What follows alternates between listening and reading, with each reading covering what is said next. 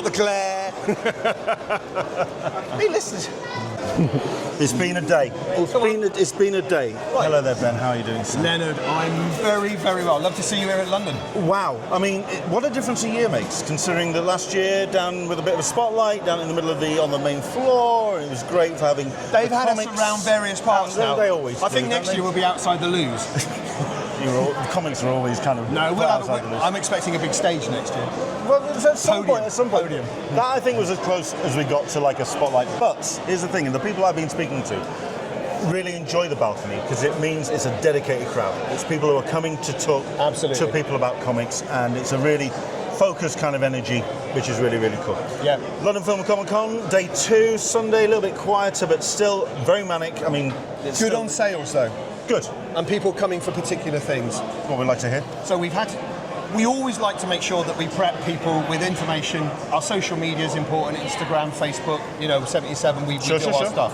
A lot of people coming saying, I heard Steve McManus is here. Obviously Tharg. Pete Weston from Roger Rabbit, he's been a contributor now for a couple of years. And the new books as well, and here we are. We are definitely going to talk about that in a second. Yep. In terms of the audience that have come to talk to you, what's it been like for those that have been coming to your table? Has it been Ian Gibson fans? Has it been, say, the new book that we're going to talk about in a second? Yep. What has been people's focus coming to the table? Well, we always bring new books every year. Sure. And we make sure that we've got some new stuff because we have our fans who follow us on Kickstarter.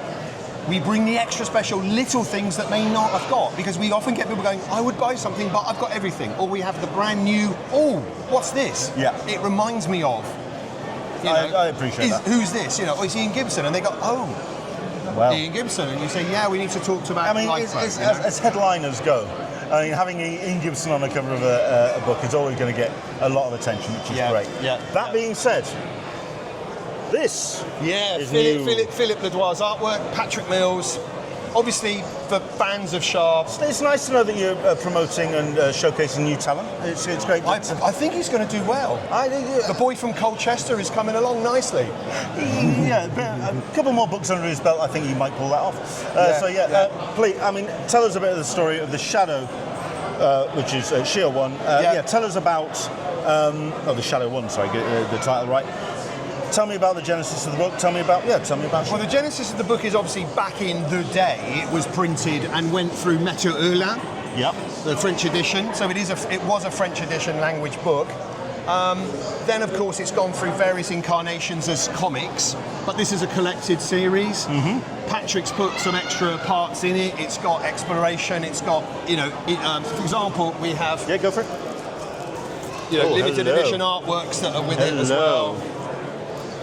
Very pretty, very pretty absolutely. Indeed. All signed by Philip. And these are additional prints that you get in one edition. So, nice. they know their audience. Sure, absolutely. And you appreciate that some of our buyers are completists, and they want absolutely everything. Absolutely. But this is the trade format. Yeah, tell us about the genesis of putting it into a trade edition. Well, Kickstarter always has. You have a Kickstarter edition special. There was a foil dust jacket version, and with a little ribbon and all those extra bits in. Pat wanted to have something which offered a different bit of affordability. And then in Diamond edition for Diamond UK and distribution through bookstores later in the year will be a floppy.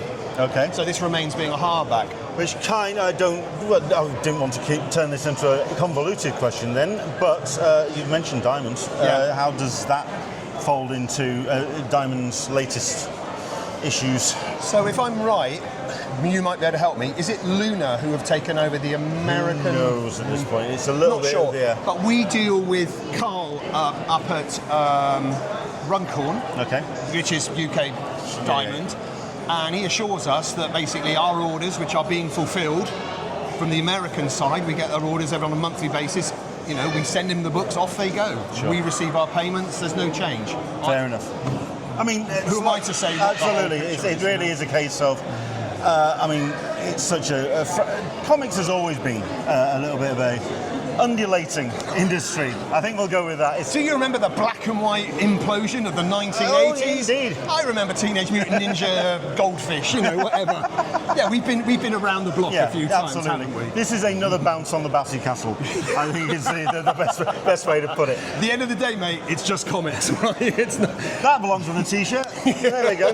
But no, it's great to see what the 77 are putting out. Cheers, and mate. still absolutely putting some quality books into the hands of fans who really appreciate them as well. I mean, I know that the Ian Gibson fans and his family have been incredibly grateful for the showcase that you've, especially with that. We are just still so proud and thrilled that Luke, his son, receives royalty checks. Absolutely. Why not? You know, because as we know, it's a precarious work environment. Not everyone's got pensions. Yep.